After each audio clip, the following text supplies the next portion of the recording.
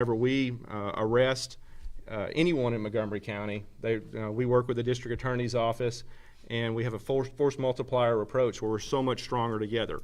And District Attorney Ligon is here with me today, and he's one of those that helps make that connection so we can get those prison sentences that are so deserving of those criminals in our community. But in 287G, we're able to put detainers on our illegal immigrants that are arrested and introduced in the criminal justice system.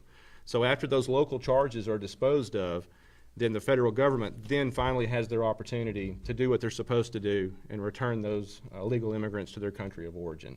And it's your leadership, Governor, that has gotten us to this point. And I'm so proud to work with you every day. Now, I would love to have our district attorney say a few words, if you don't mind. Please. In Texas, there's an expression, justice delayed is justice denied. And what I think that the rest of the county and the rest of the community and the rest of the country forgets is when the border is porous and people are able to escape justice. Because whether they're committing a crime in Montgomery County or Harris County or any other county, the state or the country that they flee to is Mexico. And so what a lot of people don't recognize is, hey, you're trying to stop illegal aliens from coming to Texas. But in Montgomery County, we're trying to stop you from fleeing our justice in Montgomery County. And time again, these gentlemen from the Montgomery County Sheriff's Department, under the direction of Sheriff Henderson, or under the direction of Texas Department of Public Safety, they're catching or they are detecting a crime, a person flees. And when this border is porous, the thing that the national media forgets is if it's porous, that means it goes both ways. So y'all think we're trying to stop illegal aliens from coming here, but I'm trying to stop illegal aliens from fleeing the justice that in Montgomery County they're going to get. We have over a dozen Mexican nationals that have fled justice in Montgomery County that we have not been able to apprehend. And yet every year after year, our resources and our ability to catch those criminals in Mexico and Guatemala, it diminishes every year because the federal administration under President Biden is just actually deficient. It endangers lives in the state of Texas, and justice delayed in Montgomery County is justice denied. And with the help of Governor Abbott and the Texas legislature, we're hoping that that changes. Thank you. And y'all have great, strong law enforcement here. I want to thank all of these law enforcement officers gathered with us today, as well as thank Colonel Dwight Mathis from the Texas Department of Public Safety, who is here with us. Listen, I want to now turn things over to the Angel families who are with us and let Texas and America know the dangers and the tragedies caused by open border policies. First is Marie Vega. Good afternoon. Like the governor says, we're here with Angel families. I'm sorry, Marie. Can I get you to pull that microphone closer to me? Absolutely.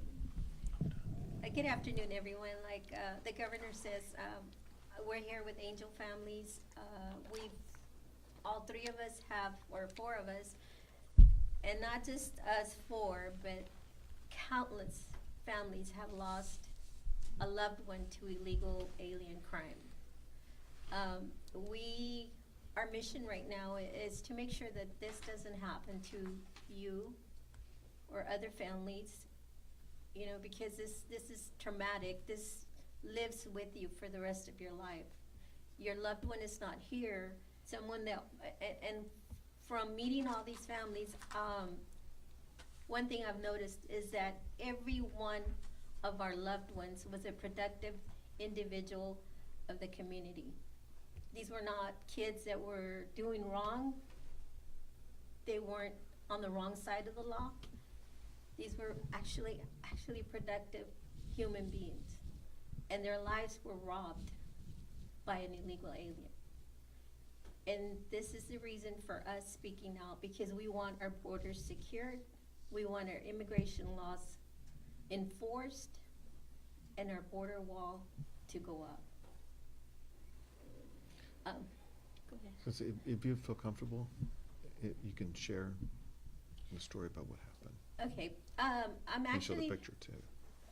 I'm actually the mother of Marine, and I say that with pride, and Border Patrol Agent Javier Harvey Vega Jr. Harvey had a love for his country. He had a love for family. He loved doing his job, and he's not here because of failed immigration policies. And, you know, we have Brandon and Kayan's son. Brandon. You know, all these kids should be here right now, and they're not. Something needs to get done, and it needs to get done quick. And as painful as it is for us to talk about it, we're not gonna stop. We're not going away. They're running for office. I tried to run for office, but I waited too long, so I didn't meet the deadline. But rest assured, I'm gonna try my very best to get into office because we need things to get done. Thank you. You're welcome. All right, next is Marisela Mendoza. Thank you so much, Governor, for having us. We appreciate the opportunity to be here. More Americans are killed every year in this country than those that were killed on 9/11. As tragic as 9/11 was, when you think about the magnitude of people, it happens annually, and nobody blinks an eye at it. More people, more Americans have actually been killed on our home soil by illegal criminals on our home soil since 9/11 than those killed in the Vietnam War. We have illegals, you know, they're pouring into our country, they're unvetted. Title 42 is being misused. The unaccompanied children are still unaccounted for. And last I knew, the last number that the Biden administration had given us was 60,000. I know it's probably closer to 250,000 unaccompanied minors that nobody's asking questions about. Open borders are a problem not only for American citizens who are being harmed, but the people who are being trafficked across this border.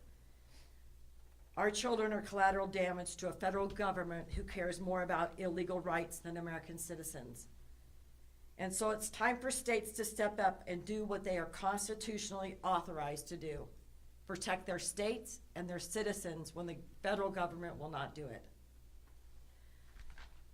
We need to close our borders with Mexico, close the superhighway of human smuggling, drug smuggling, and stop the enabling of illegal criminals from coming into our country and creating more angel family members. We don't want any more members of our organization. Our children, Brandon Mendoza, Brandon Michael, and Harvey Vega, deserve to live out their American dreams, not to give them up for an illegal who dreams of coming to America unvetted and crossing our border illegally. There's a right way to do this, and I am proud of the fact that Governor Abbott is standing up and taking the control that the state has in its power to close our borders and make a difference. And I want to thank every one of you law enforcement agents who are here. Thank you for your dedication.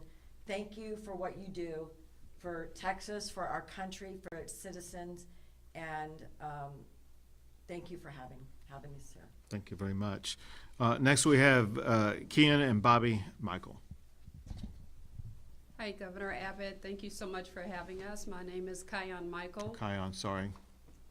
I said Keon. Oh, that's okay. It's close enough. Greetings to everyone from Florida, from the great state of Florida. Our 21-year-old son, Brandon Randolph Michael, and there's a picture of him over across the other side of the room, was on his lunch break going to cash his paycheck and was killed. He was hit and killed by a twice deported illegal. And that means that twice he decided to break our laws and come back into our country. And the third time, he killed our son. He took his life. Brandon was engaged to be married. This is my husband, Bobby. He's our middle child. Never had an opportunity to have children of his own. We thought we were going to be planning his wedding, and we ended up planning a funeral. Brandon loved Dallas Cowboys, and it's amazing that I'm now here in Texas because his whole room was just, it was Dallas Cowboy stars everywhere. And so it's an honor, and it means something special to be here to help, to speak out, and thank you for what you're doing. Brandon wanted to, he told me just a few weeks prior, He told me that he wanted his life to mean something, to have meaning. And I told him, your life will always have meaning, and never thinking that we would be the ones to have to carry on his legacy, and we would be the ones to have to fight for justice for Brandon, because the illegal that killed Brandon, after he hit and killed him, got out of his car, watched him die, and he did nothing to get him any help. And we had to go to court. It forced the state of Florida to prove that he was behind the wheel. And after a lengthy trial, and it was horrific to have to go through this after the shock of losing a child. No parent should have to bury their children. He was only given 2 years, which is what we see consistently in angel families. This is like the constant thing that happens, is that there is a lack of justice. There is a lack of being held accountable. And that we know as Americans, if we break the law, we know that we will be held accountable. There is no sanctuary state or city for us to go to.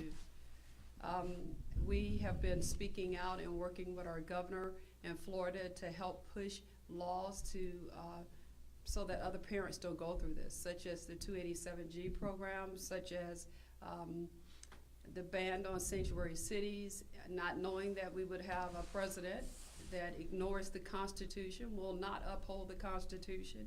And yes, we're angry about that, because as Americans, we should be safe in our own nation. We should be safe in our own cities.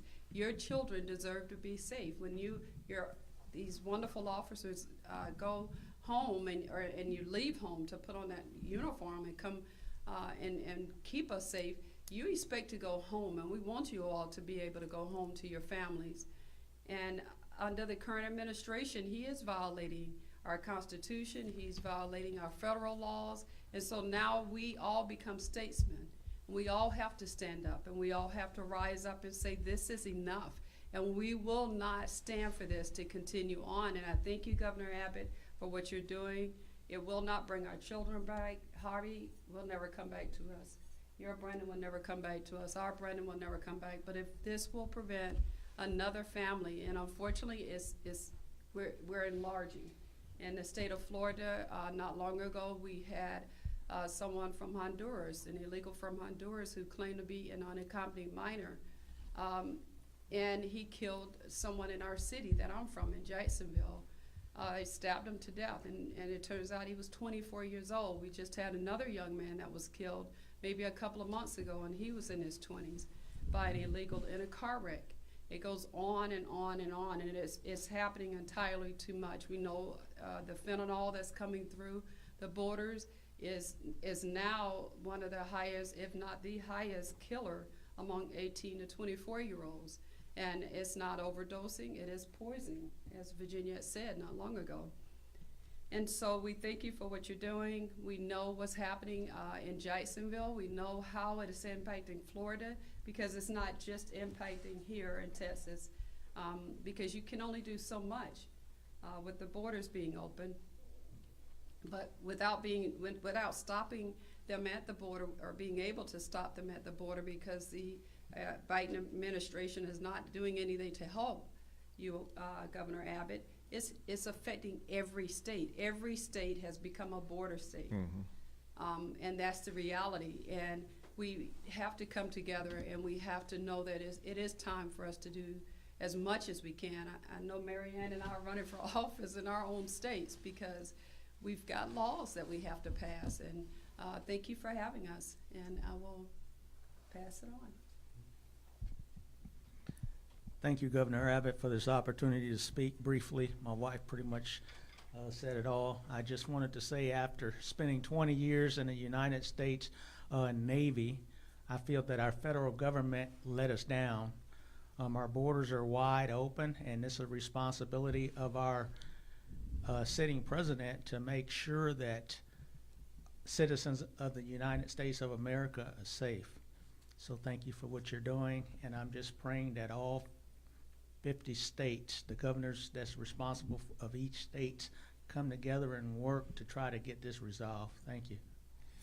Thank all of you. Also, thank you for the ideas that you shared earlier about future action that can be taken.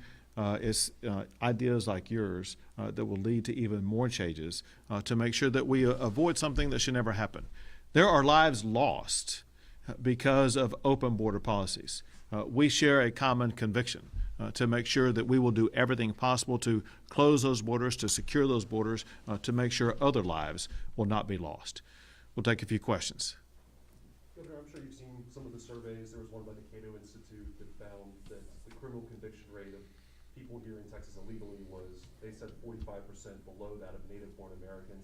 Just wanted to find out a bit more about why you wanted to focus on this particular group, this particular issue today. So you said that the criminal conviction rate of those who are here illegally is 45% less than current residents. Well, that's bizarre. That's not right. But I will tell you this. Yeah, I mean, the conviction rate obviously needs to go up. Now, importantly, I'd be curious where it shows those jurisdictions are, because we have a challenge in Texas right now. In Harris County, we have judges who declare themselves to be Democrat socialists who are not holding criminals accountable. In some counties in the state of Texas, we have district attorneys who are not holding criminals accountable. And it may be those jurisdictions that are leading to those results, and we want to take action to make sure whether you're a judge or whether you're a prosecutor, you're going to be held accountable if you are not prosecuting people who should be prosecuted, especially if they are let back out on the street and harm somebody else. Just wonder, do you have any statistical data you can share with us about how many illegal aliens has been charged with criminal offenses? So I have the numbers that are the numbers for Texas since we began Operation Lone Star last March. Since we began Operation Lone Star, we've made 11,000 criminal arrests, and with 9,000 being felony charges. Some others are people who may be convicted for criminal trespass are in those jails that we created in South Texas. One more question. Governor, off topic, Lieutenant Governor Dan Patrick said that during the upcoming session, one of his priorities will be eliminating tenure at all public universities in Texas. What do you think of that? Well, I don't know if he talked about eliminating tenure. I think what he was talking about was critical race theory. Is that right? Or They'll yeah. change tenure reviews from every 6 years to annually, and will define teaching critical race theory in statute as a cause for a tenured professor to be dismissed. Yeah, I haven't seen it. I need to take a look at it. Thanks. Thank you.